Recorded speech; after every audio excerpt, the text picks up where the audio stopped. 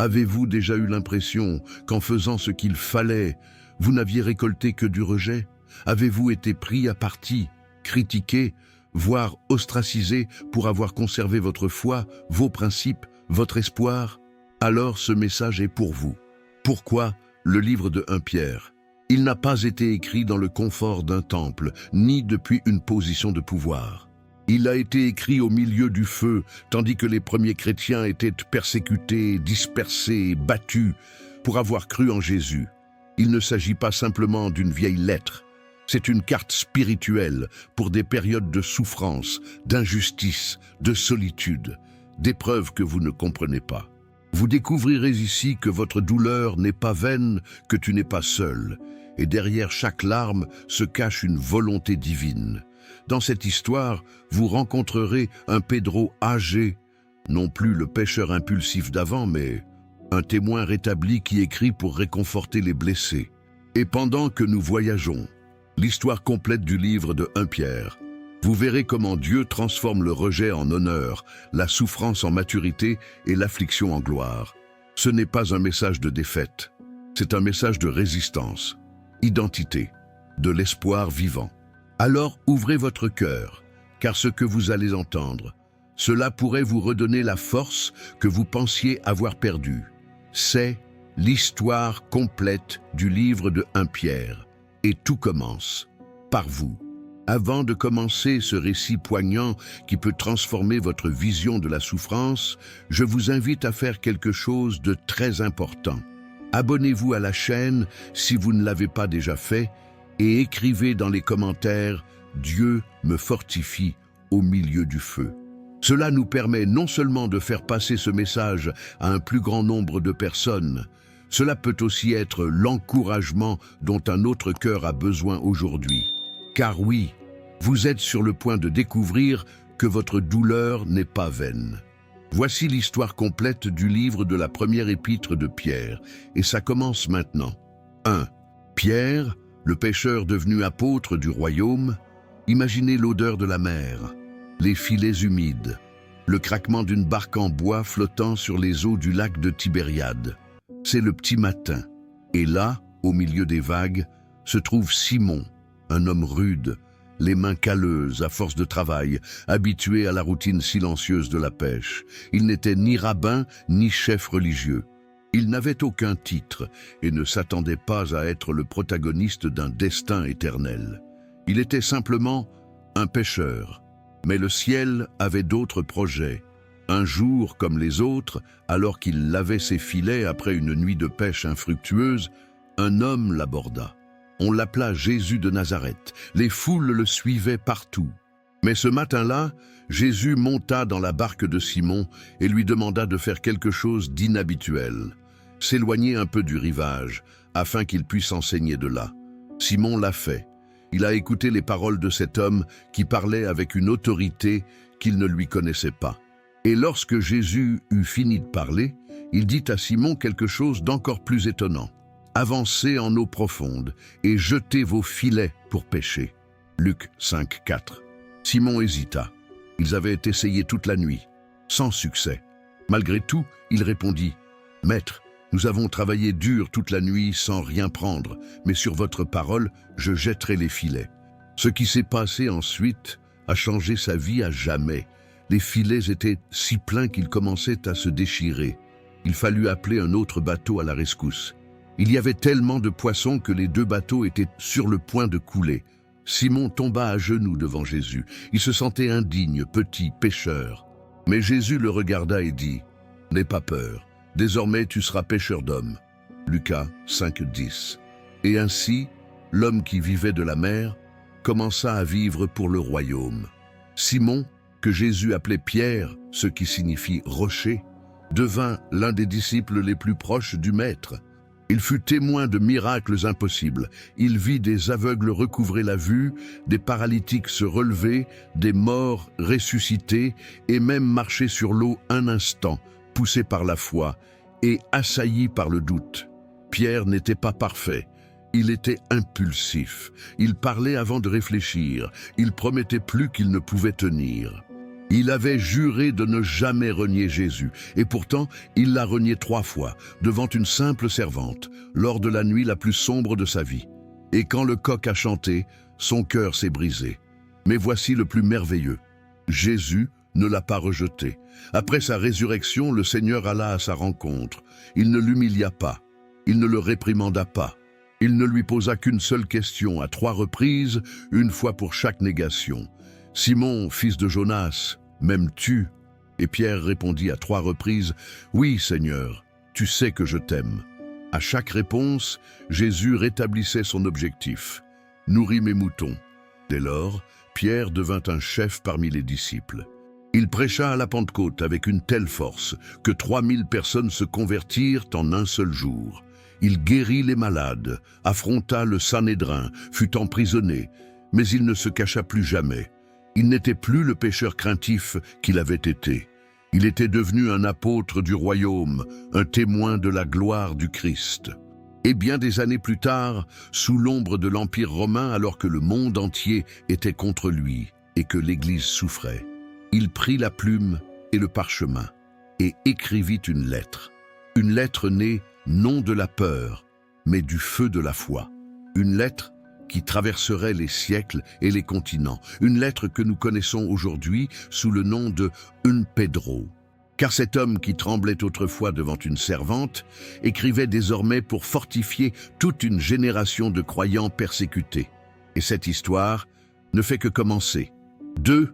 Une lettre tirée de la tribulation. Le contexte de la première épître de Pierre. Imaginez vivre à une époque où être chrétien n'était pas un motif de respect, mais de danger. Nous sommes dans l'Empire romain, aux alentours de l'an 64 après JC. La tension est palpable dans les rues de Rome. Un terrible événement vient de se produire. Un incendie gigantesque a ravagé une grande partie de la ville. Les flammes ont dévasté des quartiers entiers. Maisons, temples, places, tout a brûlé pendant 6 jours. La fumée a obscurci le ciel. C'était le chaos. Et le peuple réclamait des explications. L'empereur de l'époque était Néron, un homme cruel, instable et avide de pouvoir. Nombreux furent ceux qui le soupçonnèrent d'avoir lui-même déclenché l'incendie pour reconstruire la ville selon ses ambitions démesurées. Mais Néron, rusé et perfide, avait besoin d'un bouc émissaire. Et qui a-t-il blâmé? Aux chrétiens. Cette communauté naissante qui ne vénérait pas les dieux romains, qui ne participait pas aux fêtes païennes, qui parlait d'un certain Jésus crucifié et ressuscité, un peuple étrange aux yeux du monde, un peuple qui vivait avec un espoir défiant les puissants. Il était facile de les pointer du doigt. Ainsi commença l'une des persécutions les plus féroces de l'histoire de l'Église primitive. Les chrétiens furent arrêtés, torturés et assassinés de manière cruelle. Certains furent jetés au lion du Colisée, d'autres furent enduits de poix et brûlés vifs pour illuminer les jardins de Néron. Des familles furent séparées, des chefs religieux furent capturés, et de nombreux croyants prirent la fuite, se dispersant dans des régions telles que le Pont, la Galatie, la Cappadoce, l'Asie mineure et la Bithynie, qui font aujourd'hui partie de la Turquie. C'est au milieu de ces ténèbres que Pierre prit le parchemin et commença à écrire. Non pas dans le calme d'un temple, non pas dans le confort d'un bureau, mais dans le feu de l'épreuve. Au cœur même de la tribulation, Pierre, désormais plus âgé, conscient que son temps sur terre était compté, ressentit l'urgence d'encourager ses frères qui étaient mis à rude épreuve. Il écrit comme un père qui veut fortifier ses enfants avant de partir. Il écrit comme un berger qui ne peut protéger physiquement son troupeau, mais qui leur laisse une voix pour les guider. Il écrit comme un homme qui a connu la défaite, la renaissance, le courage et la grâce. La première épître de Pierre n'est pas un traité théologique froid. C'est une lettre vivante, humaine, urgente, pleine de compassion. Pierre ne promet pas que tout ira mieux bientôt. Il n'offre pas de faux espoirs. Ce qu'il offre est bien plus puissant, une vision éternelle de la souffrance. Il leur dit qu'ils ne sont pas seuls, ils ne sont pas oubliés, que leur douleur ne soit pas vaine. Il leur rappelle que Dieu les voit, qu'ils ont été choisis avant la création du monde, que même si le monde les rejette, le ciel les accueille, et que, Au milieu de l'épreuve, leur foi se purifie comme l'or. Pedro sait ce que c'est que d'avoir peur. Il sait ce que c'est que d'échouer. Il sait ce que c'est que de se sentir insignifiant. C'est pourquoi chacun de ces mots est empreint de profondeur, de sincérité et d'amour. Il est lui-même surveillé par les autorités romaines. Il sait qu'à tout moment, il pourrait être arrêté. Et de fait, il le serait. Mais avant son départ, il a tenu à laisser un héritage d'espoir. Lettre aux exilés. Une lettre pour les persécutés. Une lettre pour celles et ceux qui se sentent étrangers dans ce monde. Une lettre pour vous, qui traversez peut-être vous aussi des épreuves. Car même si elle a été écrite il y a près de 2000 ans, la première épître de Pierre brille encore d'une flamme céleste. Son message demeure une torche allumée dans la nuit obscure. Et maintenant, il est temps de l'écouter. 3.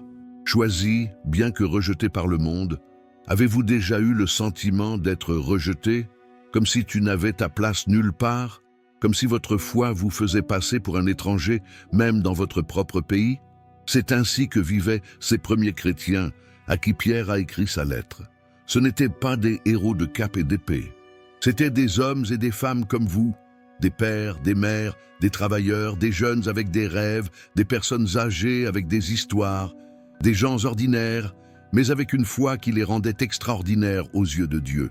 Cependant, aux yeux du monde, ils étaient méprisés, expulsés de leur foyer, traités comme des ennemis de l'Empire, incompris, accusés à tort d'avoir incendié Rome, de pratiquer des rites occultes, de défier César en refusant d'adorer ses dieux.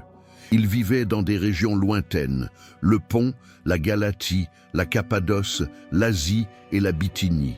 Ils étaient dispersés, exilés, étrangers, beaucoup sans citoyenneté ni droit. Ils marchaient avec crainte dans l'incertitude, avec une seule certitude, leur foi en Jésus-Christ. Et c'est précisément à eux, à ceux que le monde a rejetés, que Pierre a adressé ses premiers mots avec une force qui transcende les siècles. Aux exilés, choisis selon la prescience de Dieu le Père, par la sanctification de l'Esprit, pour obéir à Jésus-Christ et être purifiés par son sang. 1 Pierre 1, 1, 2. Quelle déclaration choquante! Pierre ne commence pas sa lettre en se lamentant. Il ne commence pas par leur rappeler leur souffrance. Il ne s'attarde pas sur leur statut de persécutés. Il commence par leur rappeler leur position céleste. Le monde les appelle étrangers, mais Dieu les appelle choisis. L'Empire les rejette, mais le ciel les acceptera. Ils le savaient avant la création. Pedro leur ouvre les yeux pour qu'ils voient qui ils sont vraiment. Ils ne sont pas des victimes. Ils ne sont pas oubliés.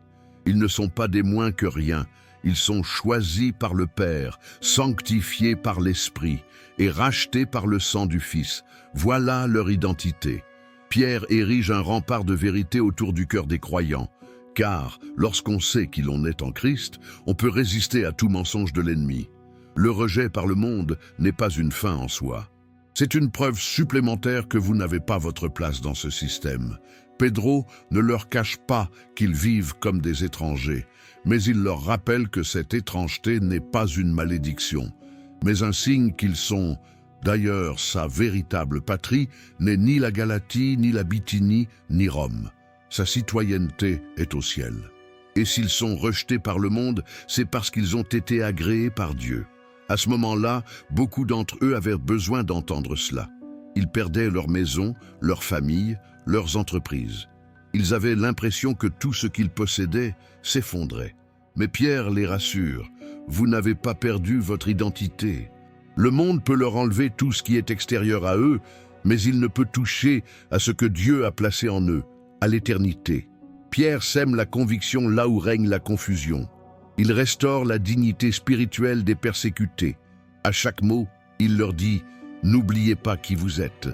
Vous appartenez à Dieu. » Car lorsque vous comprenez que vous avez été choisi par le Père, scellé par l'Esprit et lavé par le sang du Christ, vous ne vivez plus dans la peur, mais avec un but. Ceux que le monde appelle fous, le ciel les appelle enfants. Ceux que le monde méprise, Dieu les embrasse. Ceux que le monde veut éteindre sont des lumières allumées pour l'éternité. Et vous, qui écoutez cette histoire aujourd'hui, Vous êtes-vous déjà senti comme un étranger? Avez-vous été rejeté pour avoir suivi le Christ? Alors cette lettre vous est également destinée. Vous n'êtes pas un accident. Tu n'es pas seul. Dieu vous a choisi avant même votre naissance. Même si le monde ne vous comprend pas, le ciel vous appelle par votre nom. Vous êtes un étranger ici, car vous appartenez à un royaume éternel, et ce royaume ne sera jamais ébranlé. Si ce mot a touché votre cœur jusqu'à présent, si vous vous êtes déjà reconnu dans ce message, j'aime la vidéo afin que YouTube recommande cette formation à davantage de personnes et commentez dès maintenant « Je reste inébranlable comme Pierre, même si ça fait mal ». Votre participation n'est pas juste un clic, c'est une façon de prêcher avec nous. Et n'oubliez pas, le pire est à venir. 4. Un héritage incorruptible les attend. Qu'est-ce qui permet à une personne de tenir debout quand tout s'effondre autour d'elle? Qu'est-ce qui soutient un croyant lorsque sa maison a été détruite, son nom diffamé, sa famille dispersée et sa vie mise en danger simplement pour avoir aimé le Christ? Pour Pedro, la réponse était claire, l'espérance vivante d'un héritage éternel. Il savait que ses frères et sœurs en religion étaient persécutés, arrachés à leurs terres et contraints à l'exil dans des contrées lointaines. Ils n'avaient plus ni la sécurité de leur foyer, ni celle de leur culture, ni la protection d'un gouvernement juste. Ils vivaient dans le strict minimum, souvent cachés, toujours menacés d'arrestation ou de mort. Mais Pierre, avec l'autorité de celui qui a croisé le regard du ressuscité, leur écrit quelque chose qui dissipe tout désespoir. Béni soit Dieu, le Père de notre Seigneur Jésus-Christ, qui, selon sa grande miséricorde, nous a fait naître de nouveau à une espérance vivante par la résurrection de Jésus-Christ d'entre les morts, pour un héritage incorruptible, sans souillure et qui ne se flétrit, point, qui vous est réservé dans les cieux. 1 Pierre 1, 3, 4. Ce ne sont pas des paroles aimables, elles sont une promesse éternelle. Pierre ne leur offre pas un optimisme illusoire, il ne leur dit pas « tout va s'arranger ici-bas ». Il ne leur promet ni richesse, ni vengeance contre leurs oppresseurs. Au contraire, il les invite à contempler l'invisible, l'éternel, l'indestructible. Car ce que Dieu a préparé pour ses enfants, il ne peut être détruit par le feu, ni volé par les soldats, ni souillé par le péché du monde. Pedro parle d'un héritage incorruptible. Incorruptible, car elle ne peut pourrir comme les richesses de ce monde. Intacte, car le mal ne peut l'atteindre. Inaltérable, car elle ne se flétrit pas avec le temps et ne perd pas de sa valeur. Et le plus glorieux, il t'est réservé au ciel. Autrement dit, c'est écrit à votre nom. Ce n'est pas un héritage qui dépend de vos performances. Ce n'est pas une récompense pour la perfection. C'est un don garanti par la résurrection de Jésus-Christ. Lorsque Jésus est sorti du tombeau, il n'a pas seulement vaincu la mort. Il a ouvert la voie à une éternité glorieuse pour tous ceux qui croient en lui. C'est pourquoi Pierre l'appelle « espoir vivant ». Car si tout sur cette terre est fragile, temporaire et éphémère, l'espérance qui vient du Christ est éternelle, vivant, solide et éternel. Et c'est cela qui transforme une personne persécutée en vainqueur. Cette promesse n'efface pas la douleur du présent, mais elle la relativise. Pierre savait que ses frères étaient mis à l'épreuve. Il savait que leur souffrance pouvait durer des années, mais il savait aussi que l'éternité donnerait tout son sens à tout cela. Pierre leur rappelle une chose que nous devrions toujours garder à l'esprit, ce que nous perdons sur terre. Cela ne pourra jamais se comparer à ce qui nous attend au paradis. Peut-être, vous aussi, en regardant cette vidéo, avez-vous subi des pertes. Peut-être avez-vous été abandonné simplement pour avoir suivi le Christ. Peut-être vos choix de foi vous ont-ils valu des problèmes, du rejet et des critiques, mais écoutez ceci, rien de ce que vous avez perdu ne se compare à ce que vous possédez déjà dans le royaume de Dieu. Un héritage incorruptible vous a déjà été préparé. Peu importe ce que le monde vous prend, ce que le ciel vous a donné, personne ne peut y toucher. Et si aujourd'hui vos pieds foulent la poussière, souvenez-vous que votre nom est inscrit dans les cieux. Votre patrimoine ne rouille pas, il ne disparaît pas, Il ne dépend ni des gouvernements, ni de l'économie, ni des circonstances. Elle est en sécurité entre les mains de Dieu et très bientôt, vous le recevrez. 5. La foi comme l'or purifié par le feu. Il y a dans la vie chrétienne quelque chose qui met souvent les gens mal à l'aise, mais qui est inévitable. Le test. Pedro le savait, et il n'a pas cherché à le minimiser. Il n'a pas présenté un évangile facile. Il n'a pas promis une vie sans difficulté. Il n'a pas écrit pour divertir, mais pour fortifier. C'est pourquoi, dans sa lettre, il leur dit quelque chose qui, à première vue, peut sembler contradictoire, mais qui renferme l'une des vérités les plus profondes du royaume de Dieu. C'est pourquoi vous vous réjouissez grandement, même si, pour un peu de temps encore, vous devez être affligés par diverses épreuves. Ces épreuves sont arrivées afin que l'authenticité éprouvée de votre foi, plus précieuse que l'or, qui périt pourtant, même purifiée par le feu, soit une source de louange, de gloire et d'honneur lors de la révélation de Jésus-Christ. 1 Pierre 1, 6, 7. Pedro compare quelque chose d'invisible à quelque chose de tangible, la foi avec l'or. Et ce n'est pas un hasard. Dans les temps bibliques, l'or était le métal le plus précieux, symbole de royauté, de pureté et de puissance. Mais même l'or le plus pur devait être raffiné par le feu pour révéler tout son éclat. Ce processus complexe exigeait des températures élevées, la fusion, l'élimination des impuretés, et ce n'est qu'alors que le métal atteignait sa véritable valeur. Et savez-vous ce que dit Pedro? Que votre foi est encore plus précieux que l'or. Cela signifie que pour Dieu, votre confiance en lui, cette foi qui parfois tremble, qui lutte, qui ne comprend pas tout, mais qui continue de croire, a une valeur inestimable. Et si l'or résiste au feu, pourquoi pas la foi? Pierre enseigne quelque chose de puissant. La souffrance ne détruit pas la vraie foi, elle la révèle. Beaucoup pensent que la foi est mise à l'épreuve quand tout va bien. Mais ce n'est pas une épreuve, c'est de la complaisance. La foi se révèle dans la tempête, quand on ne voit aucune issue et qu'on s'agenouille pourtant, quand on est au bord des larmes, mais qu'on lève encore les mains, quand le diagnostic est négatif, mais qu'on continue de croire que Dieu a le dernier mot. C'est là que la foi brille comme de l'or en fusion. Pierre n'était pas insensible, il avait lui-même traversé l'épreuve. Il connaissait la trahison, la peur et la douleur. Il savait ce que c'était que de tomber et d'être relevé par la grâce. C'est pourquoi il pouvait parler avec autant d'autorité. C'est pourquoi il pouvait dire que les épreuves ne sont que passagères, comparées à l'éternité. Il comprenait qu'au ciel, il n'y a pas de foi sans preuve. Une foi qui n'est pas mise à l'épreuve par le feu est fragile. Mais ce qui est affiné par la douleur devient indestructible. Pierre ajoute également quelque chose qui touche l'âme. Bien que nous n'ayons pas vu Jésus de nos yeux physiques, nous l'aimons. Et même si nous ne le voyons pas maintenant, nous croyons en lui et nous nous réjouissons d'une joie ineffable et glorieuse, car nous savons qu'au terme de cette course, nous recevrons le salut de nos âmes. 1 Pierre 1, 8, 9. C'est profond. Pierre dit que la plus grande récompense de notre foi est qu'il ne s'agit pas de bénédiction matérielle, ni de réponse immédiate, ni de miracle visible, mais salut éternel, communion avec le Christ. Être avec lui pour toujours. Et ça vaut plus que l'or. Par conséquent, si vous traversez une épreuve aujourd'hui, ne pensez pas que Dieu vous a oublié. Il ne teste pas ce qui n'a aucune valeur. Et si votre foi est ébranlée, c'est parce qu'il œuvre en vous, non pas pour te détruire, mais pour vous perfectionner, afin que, lorsque Jésus apparaîtra, votre vie soit retrouvée dans la louange, la gloire et l'honneur. De même que l'orfèvre ne quitte pas l'or des yeux pendant qu'il est au feu, Dieu ne vous quitte pas des yeux pendant que vous traversez l'épreuve. Il sait ce qu'il fait. Et quand tu auras surmonté cette épreuve, tu brilleras, non pas à cause de ce que vous avez perdu, mais à cause de ce que vous avez gagné au plus profond de votre âme.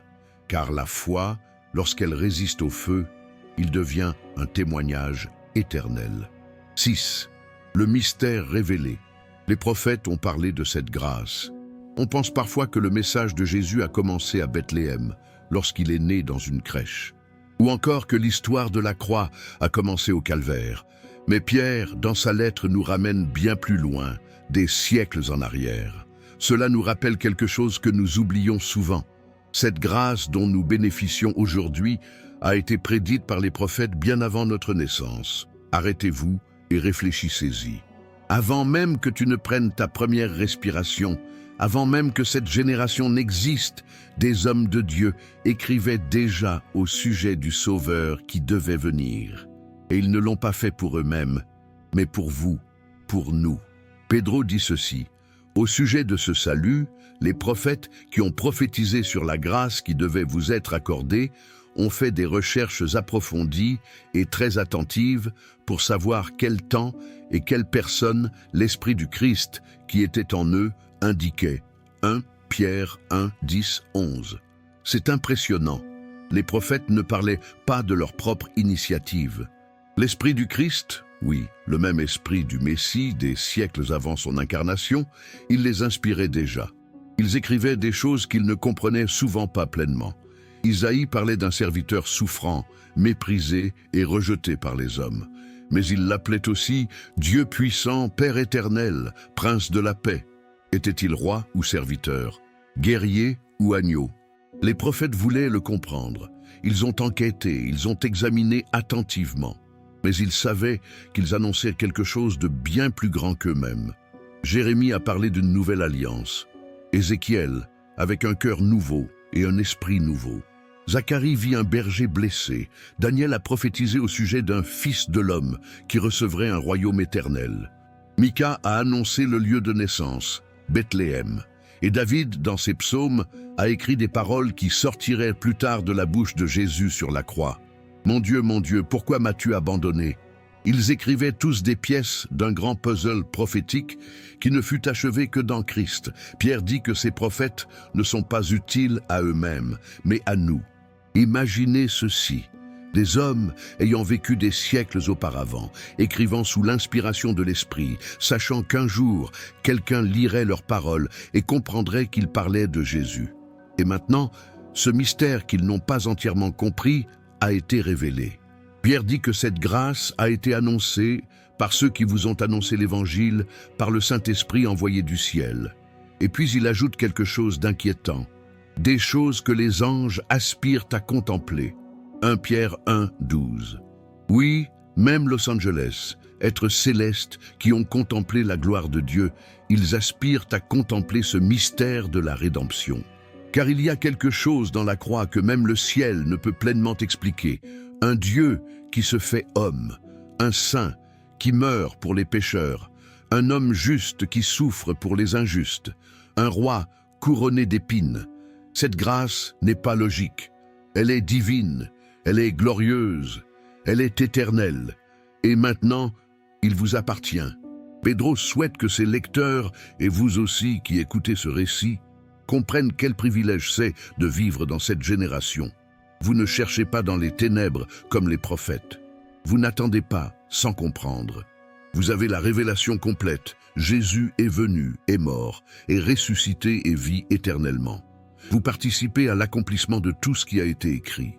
La croix n'était pas un accident. C'était le plan éternel de Dieu. Et vous en faites partie. Alors la prochaine fois que vous lirez Isaïe ou Michée ou les psaumes, souvenez-vous, ils étaient en train d'écrire votre histoire. Ils laissaient des signes en chemin pour que vous sachiez que cette grâce vous était destinée avant même la création du monde. 7. Soyez saints dans toutes vos voies. Jusqu'à présent dans sa lettre, Pierre a prodigué du réconfort aux croyants persécutés. Il leur a rappelé qu'ils sont élus, qu'ils ont un héritage incorruptible, que leur foi est plus précieuse que l'or et que ce qu'ils vivent aujourd'hui avait été prédit par les prophètes il y a des siècles. Mais maintenant, c'est au tour de Pedro. Après avoir levé les yeux vers l'éternité, il baisse la voix au niveau du quotidien et lance un appel urgent, ferme et direct.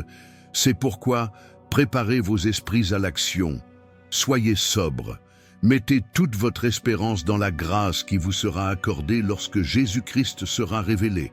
1 Pierre 1, 13. Pierre dit, « Oui, vous êtes sauvés. Oui, vous êtes aimés. Mais maintenant, il est temps de vivre comme des enfants obéissants. Avoir un héritage au ciel ne suffit pas. Il faut garder les pieds sur terre, avec sainteté. Et pour cela, il utilise une image forte. Préparez-vous à une compréhension profonde. C'était une expression courante chez les anciens Juifs.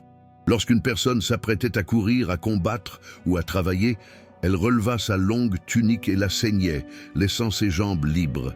C'est ainsi qu'on disait qu'elle était sainte. Pierre prend cette image physique et l'applique à l'âme. Préparez-vous mentalement, c'est-à-dire préparez-vous mentalement. Réveillez-vous, soyez vigilants, ne laissez pas vos pensées vagabonder. Soyez lucides, cultivez une clarté spirituelle, parce que le chemin vers la sainteté commence dans l'esprit. Personne ne pêche sans raison. Tout commence par une pensée mal cultivée, une intention insouciante, un désir toléré. C'est pourquoi Pierre leur dit « Ne vous conformez pas aux mauvais désirs que vous aviez quand vous viviez dans l'ignorance. » Ils n'étaient plus les mêmes. Ils avaient été rachetés, ils avaient reçu l'Évangile. Désormais, ils devaient vivre comme de nouvelles personnes. Et ici, Pierre écrit une phrase qui résonne comme un écho du Lévitique. « Soyez saints, car je suis saint. » 1 Pierre 1, 16. Quel niveau élevé! Dieu ne dit pas « soyez bons ». Il ne dit pas « soyez un peu meilleurs que les autres ». Il dit « soyez saints ». Mais que signifie être un saint? Il ne s'agit pas d'avoir une apparence parfaite, de marcher avec un air de supériorité ou d'utiliser un vocabulaire religieux. Être saint, c'est être mis à part pour Dieu. Il s'agit de vivre en ayant conscience que votre corps, votre esprit, vos décisions, vos paroles et vos relations, ils lui appartiennent. Pierre ne s'adresse pas seulement aux pasteurs ou aux responsables religieux. Il s'adresse à chaque croyant dispersé à travers l'Asie mineure, à chaque femme au foyer, chaque commerçant, chaque jeune persécuté, chaque père qui se cache peut-être par crainte d'être découvert. Et il leur dit « Peu importe où vous êtes ou ce à quoi vous êtes confrontés, vous êtes appelés à refléter Dieu par votre vie. La sainteté n'est pas un fardeau, c'est un honneur. C'est le résultat de la compréhension de qui vous êtes et à qui vous appartenez. Il ne s'agit pas de prétendre être pur, mais de vivre avec un but. Il ne s'agit pas d'impressionner les autres, mais de répondre à l'amour de celui qui vous a racheté par son sang. Peter savait que les temps étaient sombres, que l'Empire les observait, que les menaces étaient bien réelles, mais il savait aussi que le monde avait besoin de voir quelque chose de différent chez les chrétiens. Ce ne sont pas des paroles en l'air, mais une vie sainte. Une vie qui dit la vérité, même s'il est plus facile de mentir. Une vie empreinte d'amour, même si la haine est plus répandue. Une vie qui pardonne, même si elle a été blessée. Une vie qui brille, même entourée de ténèbres. Et c'est ce que Pierre veut éveiller chez chaque croyant. Soyez saints, non par obligation, mais parce que votre Père est saint. Vivez comme des enfants qui ressemblent à votre Père céleste, car lorsque le monde les verra vivre ainsi, lorsqu'il constatera leur sainteté, leur sobriété, leur espoir inébranlable au milieu de la souffrance, beaucoup s'interrogeront, qui est ce Dieu qui les oblige à vivre ainsi? Et cela, c'est le pouvoir d'une vie sainte. Si ce message vous est destiné, ne restez pas silencieux. J'aime la vidéo tout de suite et commentez, même si ça fait mal, je crois encore. Votre commentaire peut être l'impulsion dont quelqu'un d'autre a besoin pour ne pas abandonner. Et que va-t-il se passer ensuite dans cette histoire? Cela vous secouera encore plus. 8. Une pierre vivante et une maison spirituelle. Imaginez un instant un groupe de personnes marginalisées, persécutées, rejetées par la société.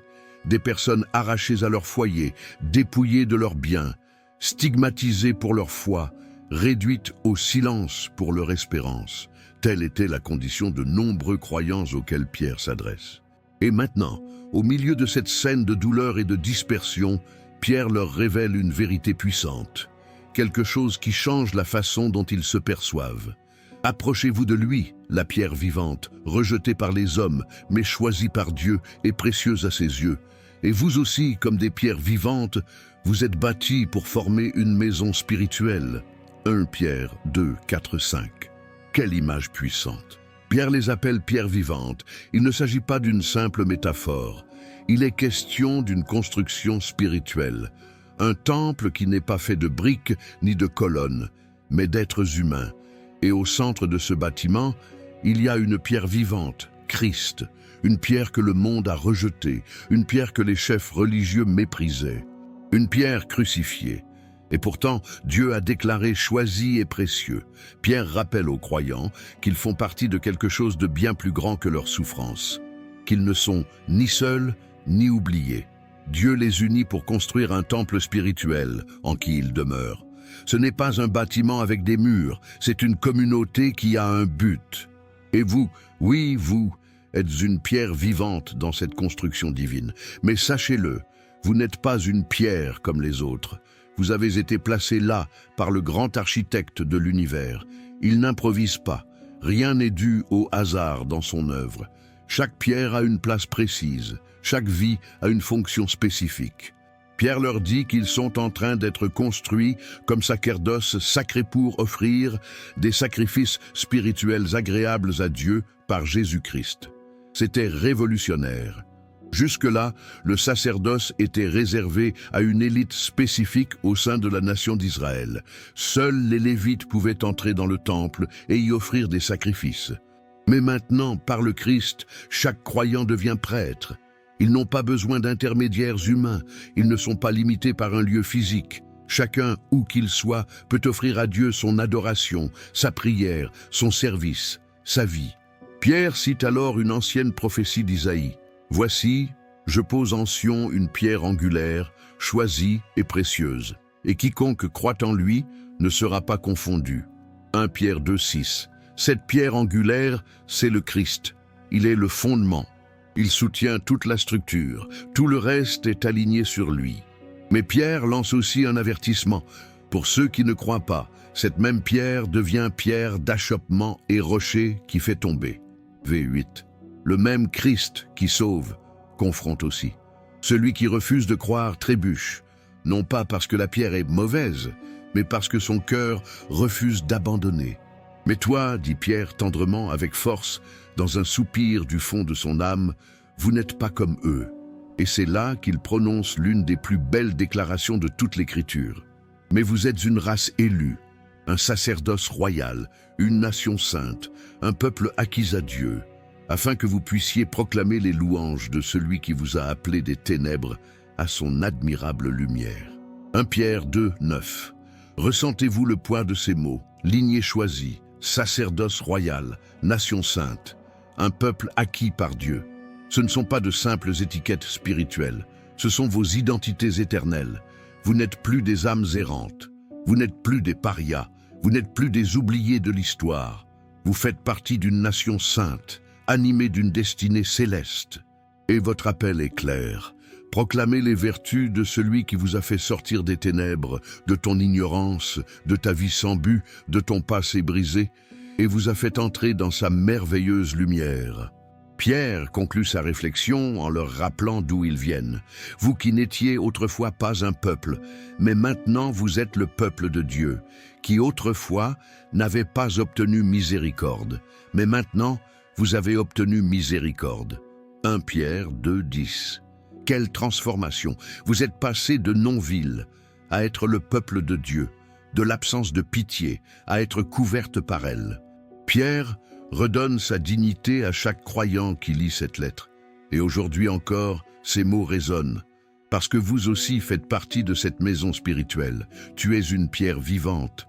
Et même si vous avez été rejeté par beaucoup, le grand bâtisseur vous a déjà choisi. Votre vie, oui, cela a sa place dans cette histoire. 9. Un peuple acquis par Dieu. Avez-vous déjà eu le sentiment d'être invisible, comme si tu n'avais ta place nulle part, comme si personne ne t'avait jamais choisi? Nombreux étaient les croyants à qui Pierre s'adressait qui connaissaient trop bien ce sentiment. Chassés de leur ville, dépouillés de leurs droits, traités comme des étrangers, alors qu'en réalité ils étaient citoyens du ciel. Aux yeux du monde, ils étaient des parias. Pour l'Empire, une menace, pour la culture dominante, de simples fauteurs de troubles religieux. Mais ensuite, dans l'une des déclarations les plus glorieuses de toute sa lettre, Pierre leur rappelle « Qui sont-ils vraiment aux yeux de Dieu ?»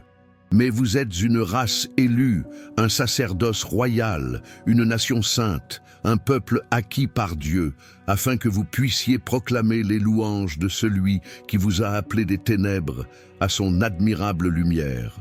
1 Pierre 2, 9. Détente. Relisez ces mots une dernière fois. Laissez chaque phrase pénétrer votre âme. Lignée choisie, non par le sang, ni par le nom de famille, ni par la nationalité, mais par la volonté éternelle du Père, sacerdoce royal. Vous n'avez pas besoin d'un autre médiateur. Vous pouvez vous présenter directement devant le roi. Nation sainte, non pas par mérite humain, mais parce qu'il a été mis à part par Dieu lui-même. Un peuple acquis par Dieu, non pas avec des pièces de monnaie, mais avec le précieux sang du Christ. Pierre est en train de redéfinir complètement l'identité de ses croyants. Ils ne sont plus les rejetés par Rome, désormais ils sont acceptés par le ciel. Et savez-vous pourquoi ils ont été choisis? Se cacher pour survivre? Se plaindre de l'injustice du monde? Non. Pierre l'affirme clairement, afin que vous puissiez proclamer les louanges de celui qui vous a appelé. Vous n'avez pas été choisis uniquement pour être sauvés. Vous avez été choisis pour annoncer, proclamer, briller. Pour dire au monde combien Dieu est merveilleux, il vous a fait sortir des ténèbres et vous a conduit dans sa merveilleuse lumière. Et Pedro ne parle pas d'une métaphore poétique, il parle d'une réalité spirituelle radicale. Avant, vous viviez dans les ténèbres. Non seulement dans l'ignorance, mais aussi dans le péché, la confusion, l'égoïsme et la peur. Mais ensuite, il est venu et alluma la lumière. Une lumière qui ne se contentait pas de vous montrer le chemin, une lumière qui vous a transformé de l'intérieur. Et maintenant, vous faites partie de ce groupe exceptionnel, le groupe qui Dieu a racheté son propre Fils. Pedro poursuit son propos par un contraste profondément émouvant. Vous qui n'étiez autrefois pas un peuple, mais maintenant vous êtes le peuple de Dieu, qui autrefois n'avait pas obtenu miséricorde, mais maintenant vous avez obtenu miséricorde. 1 Pierre 2, 10. Ce verset est une explosion de grâce. Avant, vous n'étiez pas une ville, vous n'aviez pas d'identité spirituelle. Tu n'avais pas de famille au ciel. Vous étiez un étranger dans le royaume, mais maintenant, vous êtes le peuple de Dieu. Avant, vous n'aviez pas reçu de miséricorde. Tu vivais sous le poids de la culpabilité, loin de la présence du Père, perdu, sans direction. Mais maintenant, la miséricorde vous a accueillis. Vous remarquez le changement? Pierre ne parle pas seulement d'un nouveau groupe religieux. Il parle d'une nouvelle humanité née de la croix, une famille éternelle, une communauté marquée non par une terre, ni par un drapeau, ni par une langue, mais par le sceau du Saint-Esprit. Vous faites partie de cette communauté, non pas parce que c'est parfait, non pas parce que je le méritais, mais parce que Dieu a décidé de vous aimer, de vous sauver et de vous appeler son enfant. Et si aujourd'hui le monde vous regarde comme si vous n'aviez votre place nulle part, souviens-toi, tu appartiens à Dieu. Et si un jour vous avez le sentiment de ne plus rien valoir, souviens-toi, vous avez été racheté par le sang. Et si vous pensez que votre vie n'est qu'une histoire de plus, écoutez attentivement. Vous faites partie de ceux qui ont été choisis pour proclamer les vertus du Créateur de l'univers. Alors, ne restez pas silencieux. Ne te cache pas. Ne vous sentez pas inférieur. Vous faites partie du peuple acquis par Dieu. Et ça change tout. 10. Vivre comme des étrangers. Mais avec honneur, imaginez un instant être un étranger dans un pays inconnu. Vous ne comprenez pas bien la langue. Vous ne connaissez pas les coutumes. Les gens vous regardent avec suspicion. Ils vous jugent sans vous connaître. Ils vous observent, attendant votre échec. Chaque pas que vous faites, chaque mot que vous prononcez, chaque action que vous entreprenez, devient le reflet de qui vous êtes et de ce que vous représentez. C'est ce que ressentaient de nombreux chrétiens à l'époque de l'apôtre Pierre. Ils n'étaient pas citoyens romains jouissant de tous leurs droits. Ils n'étaient pas non plus des juifs bien intégrés. Ils étaient pris entre deux mondes et ne se sentaient vraiment à leur place dans aucun des deux, étaient étrangers. Mais Pierre leur rappelle un point essentiel. Ils n'étaient pas seulement des étrangers dans l'Empire romain. Ils étaient étrangers dans ce monde.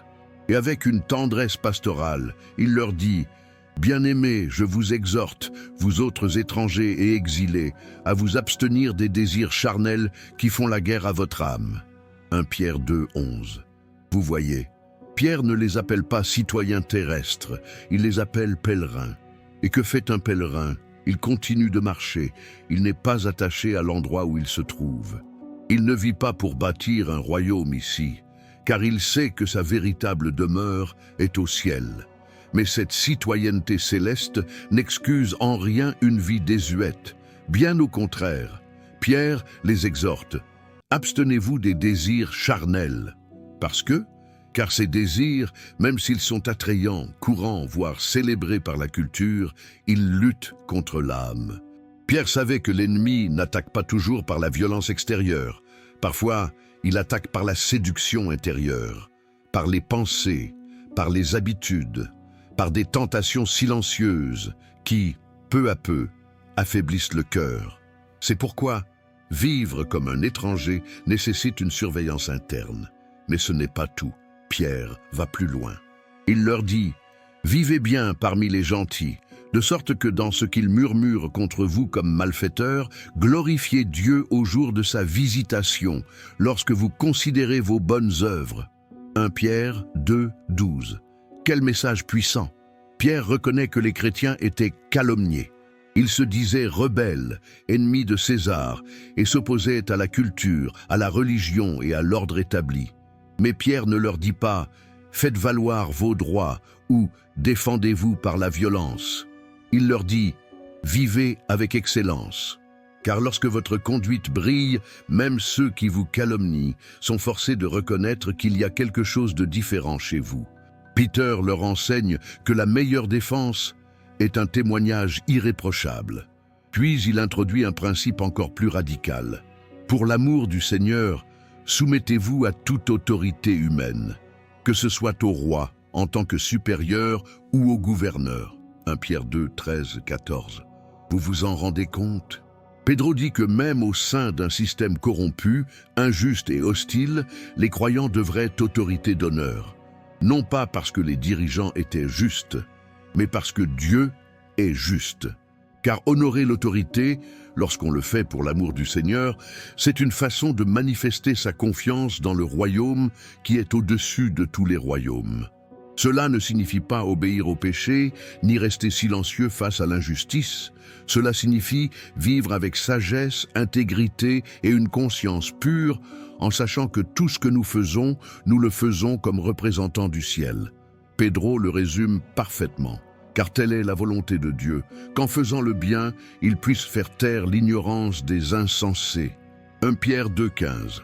Autrement dit, ne répondez pas par des cris, répondez par des actes, ne répondez pas par des insultes, répondez par la gentillesse, ne réagissez pas comme le monde, réagissez comme des citoyens du royaume. Et pour lever tout doute, Pedro écrit l'une des phrases les plus marquantes de toute sa lettre, en tant que personne libre, mais non comme ceux qui utilisent leur liberté comme prétexte pour faire le mal, mais en tant que serviteurs de Dieu. 1 Pierre 2, 16. Vous êtes libres, Christ vous a libérés. Mais cette liberté, ce n'est pas un permis de vivre dans le désordre, c'est une liberté sacrée. Une liberté qui ne sert pas à se dérober à ses engagements, mais à servir avec joie. Pedro conclut donc cette section par une série d'instructions brèves mais explosives. Honorez tout le monde. J'adore les frères. Craignez Dieu. Honorez le roi. 1 Pierre 2, 17. Il n'y a pas d'exception. Il n'y a pas d'excuse. Honorez tout le monde, même celles que vous n'aimez pas. Aimez vos frères et sœurs, surtout à ceux qui pensent différemment. Craignez Dieu, car il est votre véritable roi. Honorez le roi, même si c'est injuste, car votre témoignage doit être plus convaincant que votre opinion. Pedro est en train de former un peuple mature. Une ville qui vit comme un étranger, mais ça brille avec honneur. Et vous, aujourd'hui, faites partie de ce peuple.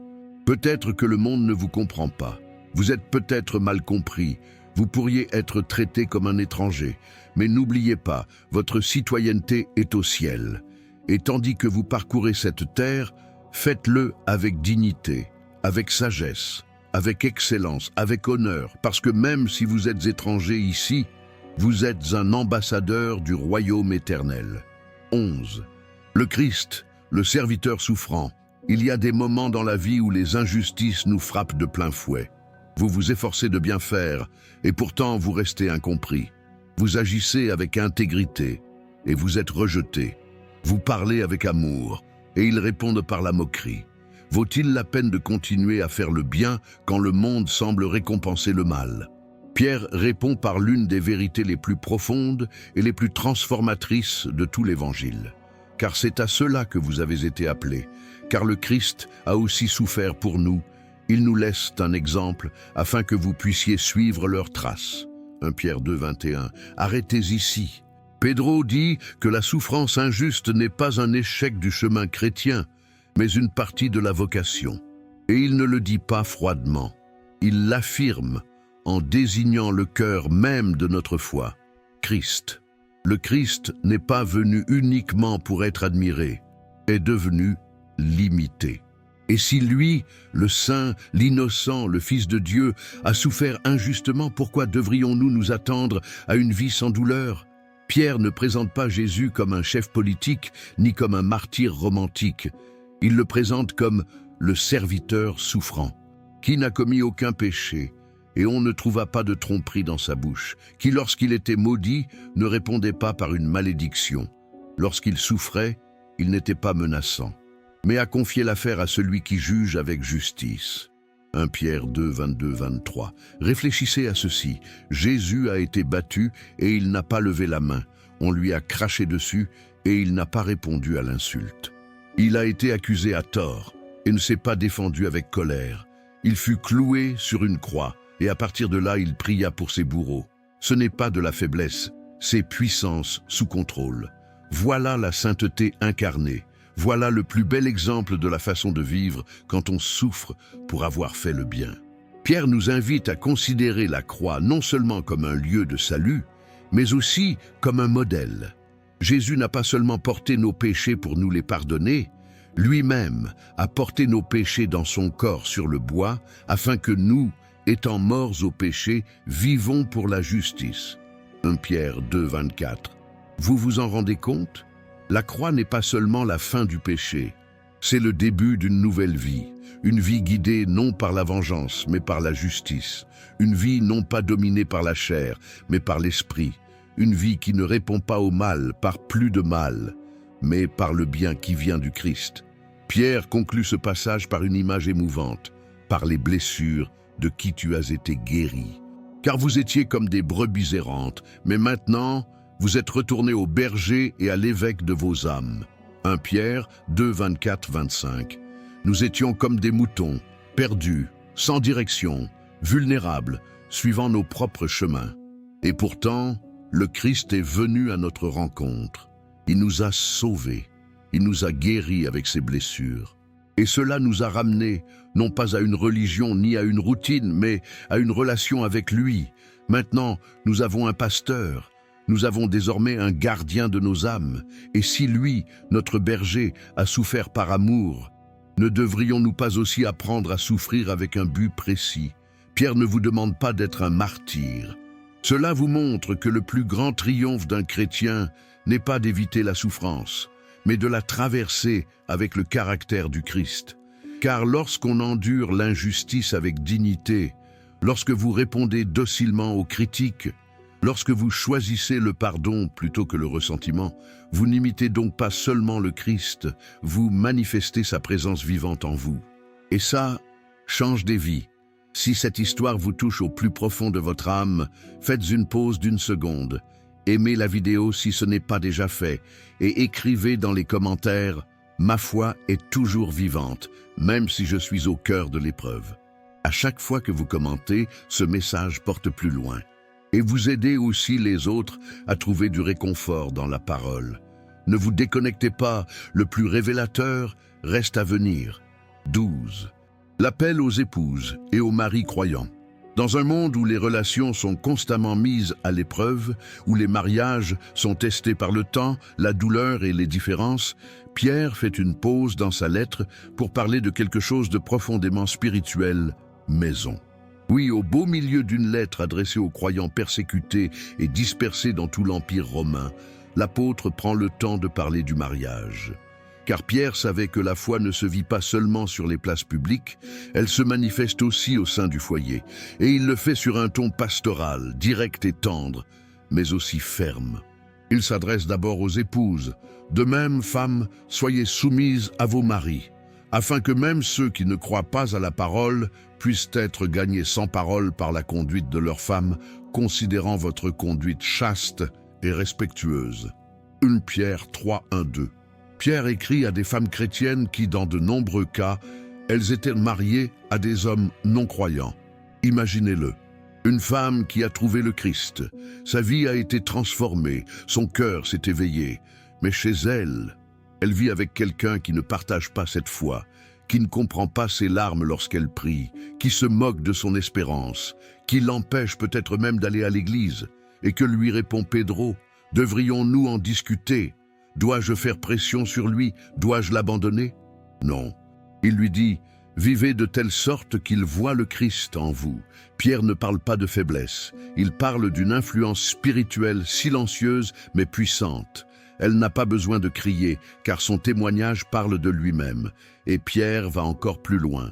Il leur dit, votre parure ne doit pas être uniquement extérieure, mais l'intérieur, celui du cœur, dans l'ornement incorruptible d'un esprit doux et paisible qui a une grande valeur aux yeux de Dieu. 1 Pierre 3, 3, 4. Quelle sagesse opportune! Pierre n'interdit pas de soigner son apparence, mais il précise que ceux qui comptent vraiment, ce ne sont ni la coiffure, ni les vêtements, ni l'or, mais le cœur. Un esprit doux et paisible, ni orgueilleux, ni agressif, ni dominateur, est précieux aux yeux de Dieu. À une époque où les femmes étaient considérées comme inférieures, Pierre rehausse leur dignité. Il leur dit qu'elles sont filles de Sarah, femmes de foi, dotées d'une influence éternelle. Elles aussi sont prêtresses dans ce temple qu'est leur foyer, et puis elles se tournent vers le couple. Vous, maris, vivez de même avec vos femmes en faisant preuve de compréhension. Honorez la femme comme le corps le plus faible et en tant que cohéritier de la grâce de la vie, afin que vos prières ne soient pas entravées. 1 Pierre 3, 7. Attention.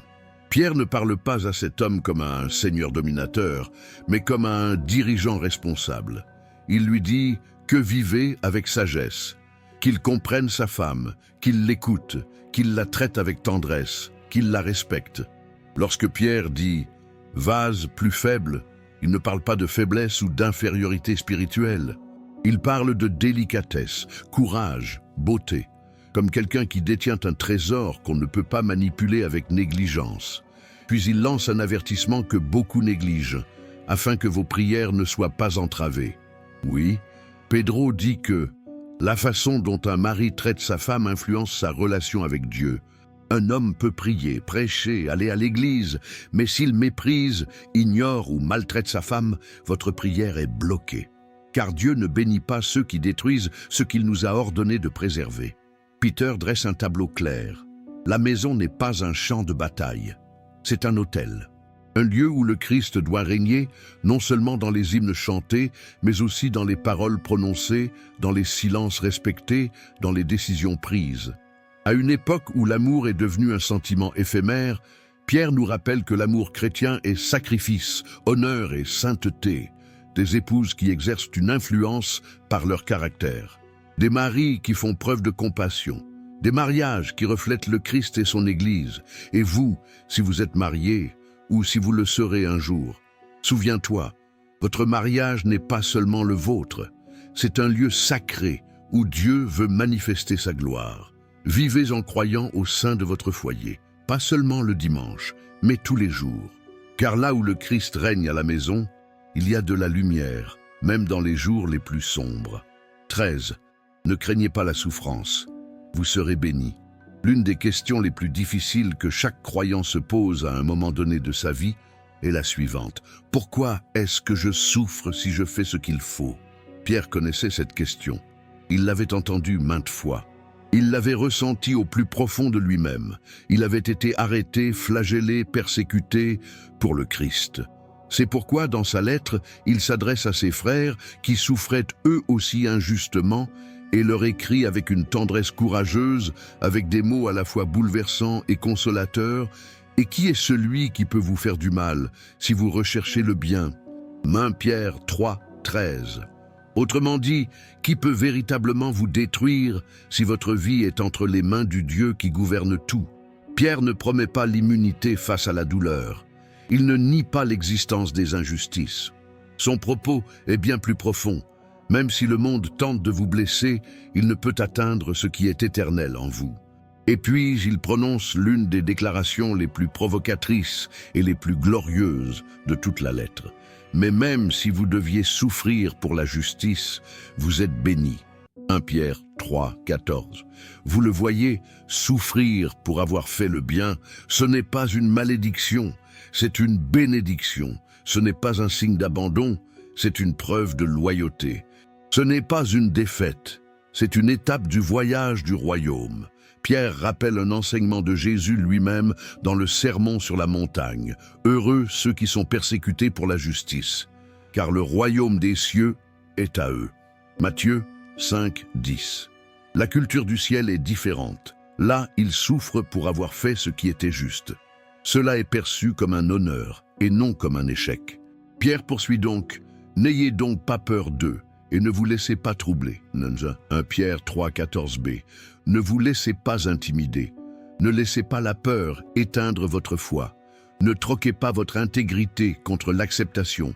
Ne troquez pas votre espoir contre la sécurité.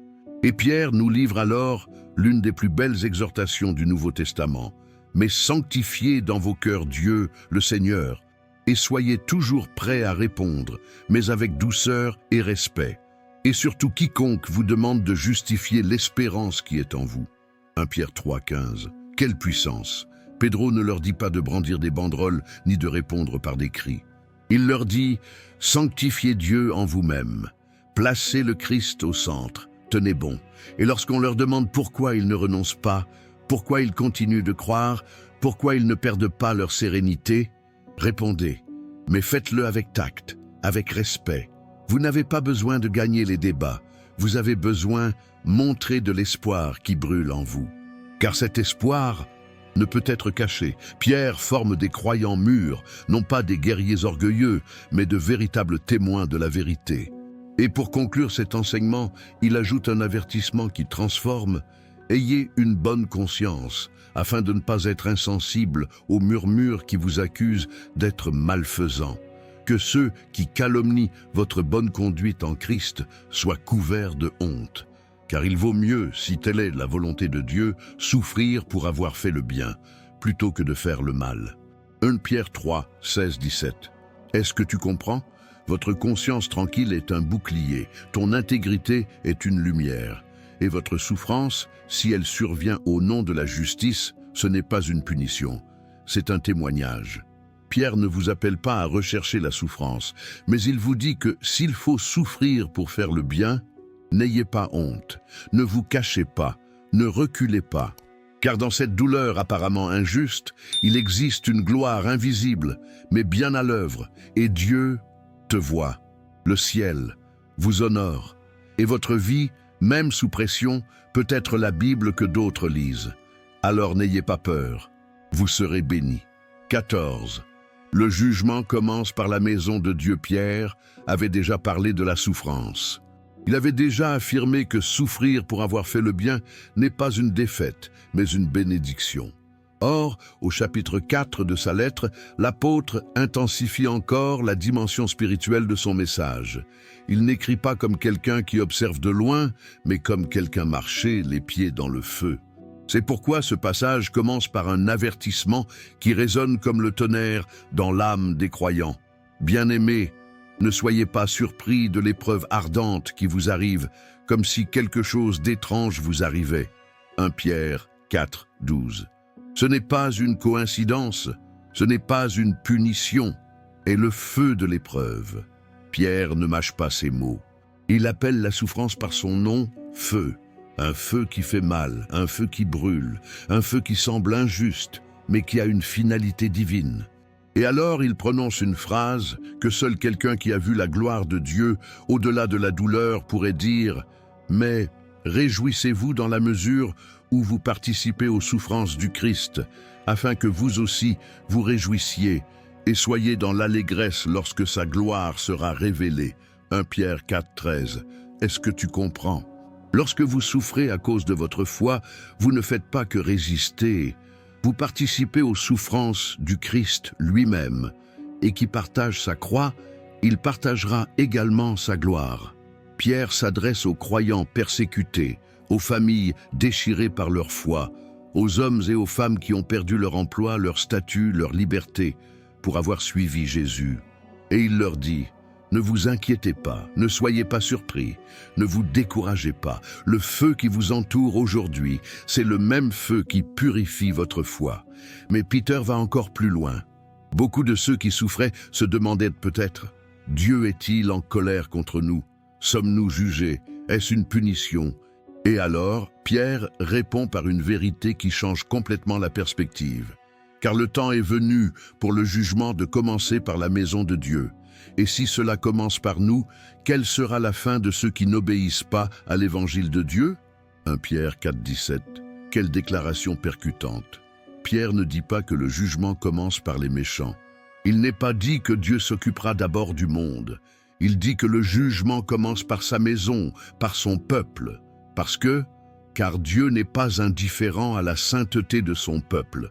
Car si nous sommes son Église, son temple vivant, son peuple racheté, alors il a le droit et le devoir pour nous perfectionner, nous purifier, nous transformer, ne pas nous détruire. Sinon, à quoi bon que la gloire de son nom soit révélée en nous? Le jugement commence par la maison de Dieu, ce n'est pas une condamnation. C'est une question de discipline, c'est une correction, c'est de la taille. C'est comme le vigneron qui coupe ce qui empêche la vigne de porter plus de fruits. Pierre enseigne que Dieu prend la vie de ses enfants très au sérieux. Il ne nous laisse pas vivre des demi-vies. Elle ne tolère pas le péché caché. Il n'ignore pas les cœurs tièdes. Il purifie. Et parfois, c'est le cas à travers le feu. Mais ce feu, même s'il fait mal, ce n'est pas pour nous détruire, c'est pour nous perfectionner. Et Pierre fait alors une réflexion surprenante: et si le juste est sauvé avec peine, où apparaîtront les méchants et les pécheurs? 1 Pierre 4, 18. Cela ne signifie pas que le salut s'obtient par les œuvres ou les efforts humains. Pierre a déjà clairement indiqué que nous sommes sauvés par la grâce du Christ. Mais il précise également que suivre Jésus a un prix. Ce n'est pas une route large ni confortable. C'est étroit, c'est difficile, et c'est sur ce chemin que le caractère des justes est mis à l'épreuve. Mais pour ceux qui ne croient pas, pour ceux qui rejettent l'Évangile, la fin sera bien plus terrible. Car si le feu nous purifie, que deviendront ceux qui vivent sans crainte de Dieu? Pierre conclut donc ce passage par un appel à une foi profonde. Ainsi donc, ceux qui souffrent selon la volonté de Dieu, confiez vos âmes au Créateur fidèle et faites le bien. 1 Pierre 4, 19. Souffrez-vous? Êtes-vous en train de subir un test? Avez-vous l'impression d'être au milieu des flammes? Pedro vous dit: ne fuis pas, ne te rebelle pas, ne sois pas amer. Confie ton âme à Dieu, pas n'importe quel Dieu, au Créateur fidèle, celui qui t'a créé, celui qui te connaît, celui qui t'aime. Et pendant que vous faites confiance, continuez comme ça, même si vous ne voyez pas de résultat, même s'ils vous critiquent, même si vous êtes épuisé. Continuez à semer des graines, car ta fidélité est dans le feu, c'est du culte pur, et quand tout sera fini, tu brilleras comme de l'or pur entre les mains du Maître. 15. Des bergers fidèles et des cœurs humbles dans les derniers jours, Pierre a déjà parlé de la souffrance, des épreuves ardentes, de l'identité du croyant et du témoignage à rendre, tant chez soi qu'à l'étranger. Mais maintenant, alors que sa lettre touche à sa fin, il s'adresse à ceux qui portent une grande responsabilité spirituelle, les dirigeants, les pasteurs, les anciens de l'Église. Et il ne le fait pas du haut d'un trône de supériorité. Il le fait comme l'un d'eux. J'exhorte les anciens parmi vous, moi aussi, je suis un ancien parmi eux, et un témoin des souffrances du Christ, que je participe aussi à la gloire qui sera révélée. 1 Pierre 5, 1. Pierre ne parle pas comme un apôtre lointain. Il parle comme un berger marqué par les cicatrices, comme quelqu'un qui a été brisé puis reconstruit, comme quelqu'un qui a vu Jésus crucifié, mais aussi ressuscité. Et de ce cœur pastoral, il lance une exhortation qui transcende les siècles. Prenez soin du troupeau de Dieu qui est parmi vous, en prenant soin d'elle, non par la force, mais volontairement. Non pas pour un gain malhonnête, mais avec empressement. Non pas comme ayant autorité sur ceux qui sont confiés à vos soins, mais en étant des exemples pour le troupeau. 1 Pierre 5, 2, 3. Quel message opportun et nécessaire! Pierre peint le portrait du véritable berger, pas un patron, pas un manipulateur, pas un homme d'affaires croyant, mais un serviteur, un homme attentionné, qui nourrit, qui guide, qui protège, non par intérêt personnel, mais par amour. Celui qui ne règne pas par la force humaine, mais plutôt des guides par l'exemple spirituel. Pierre savait que dans les moments difficiles, l'Église avait besoin de pasteurs, qui est le cœur du Christ. Et il promet une chose glorieuse à ceux qui persévèrent fidèlement. Et lorsque le prince des bergers apparaîtra, vous recevrez la couronne de gloire qui ne se flétrit jamais. 1 Pierre 5, 4. Oui, il y a une couronne. Non pas d'or terrestre, non reconnaissable par l'homme, mais de gloire incorruptible qui sera délivrée par Jésus lui-même. Mais Pedro ne s'arrête pas là. Puis il s'adresse aux jeunes, et ensuite à tous. Et nous atteignons ici le point culminant spirituel du leadership et du discipulat. Revêtez-vous tous d'humilité les uns envers les autres. Pourquoi? Dieu s'oppose aux orgueilleux et accorde sa grâce aux humbles. 1 Pierre 5, 5. Vous le voyez, la bataille ne se gagne pas avec l'orgueil. Le royaume n'avance pas avec arrogance. La victoire est réservée aux humbles. Dieu ne tolère pas l'orgueil spirituel, elle y résiste. Mais ceux qui baissent la tête, ceux qui reconnaissent leur fragilité, à ceux qui ne se croient pas meilleurs que les autres, ils trouvent ça drôle. C'est pourquoi Pierre insiste sur l'un des enseignements les plus beaux et les plus difficiles de la vie chrétienne. Humiliez-vous donc sous la puissante main de Dieu, afin qu'il vous élève au temps voulu. 1 Pierre 5, 6. L'exaltation n'est pas un trophée que l'on convoite. C'est un don que Dieu offre à temps. Votre tâche n'est pas de rechercher la reconnaissance. C'est la marche humiliée sous sa main puissante. Et au milieu de cette humiliation, Pierre prononce des paroles qui sont un baume pour l'âme. Déchargez-vous sur lui de tous vos soucis, parce qu'il prend soin de vous. 1 Pierre 5, 7. Que Dieu est tendre. Il ne vous dit pas « ne vous inquiétez pas ». Cela vous indique « entrez-gamme là, je le porterai pour vous, je le reçois ». Pourquoi je me soucie de vous? Votre vie n'est pas invisible aux yeux de Dieu, votre douleur n'est pas ignorée. Il prend soin de toi. Mais attention, car même si Dieu se soucie, un ennemi rôde également. Pedro ne le cache pas. Soyez sobre et veillez, car votre adversaire, le diable, tel un lion rugissant, il erre à la recherche de quelqu'un à dévorer. 1 Pierre 5, 8. L'ennemi n'est pas endormi, il ne joue pas, c'est à la recherche de proies vulnérables. Et Pierre nous appelle à la sobriété, à la vigilance, à l'attention. Et comment vaincre l'ennemi? Résistez-lui, ferme dans la foi, sachant que les mêmes souffrances se réalisent dans vos frères à travers le monde. 1 Pierre 5, 9. Vous n'êtes pas seul dans ce combat. Vos frères et sœurs sont partout dans le monde et ils traversent la même épreuve. Mais si vous résistez, vous ne tomberez pas. Et Pierre conclut par une phrase qui résume l'essentiel de sa lettre. Mais le Dieu de toute grâce, qui nous a appelés à sa gloire éternelle en Jésus-Christ, après avoir souffert pendant un certain temps, qu'il vous perfectionne, vous affermisse, vous fortifie et vous établisse. 1 Pierre 5, 10. Vous le voyez? Vos souffrances ne seront pas éternelles. C'est pour un petit moment.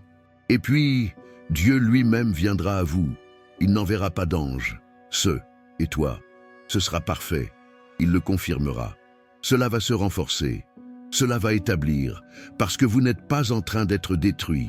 Vous êtes en train de vous construire. Et tout cela finira par s'achever pour la gloire de Dieu.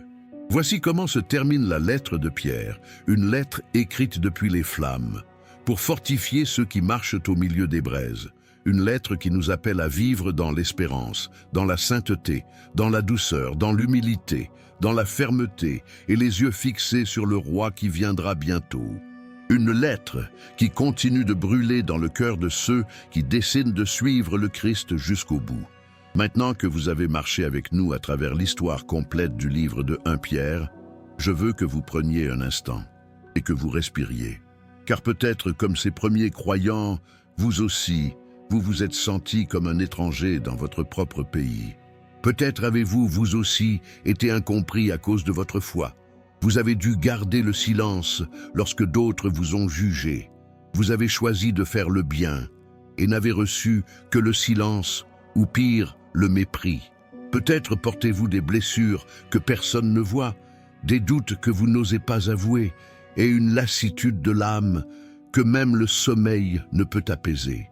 Pedro écrivait pour des gens comme vous, déconseillés au plus fort, mais pour des personnes brisées qui n'abandonnent pas.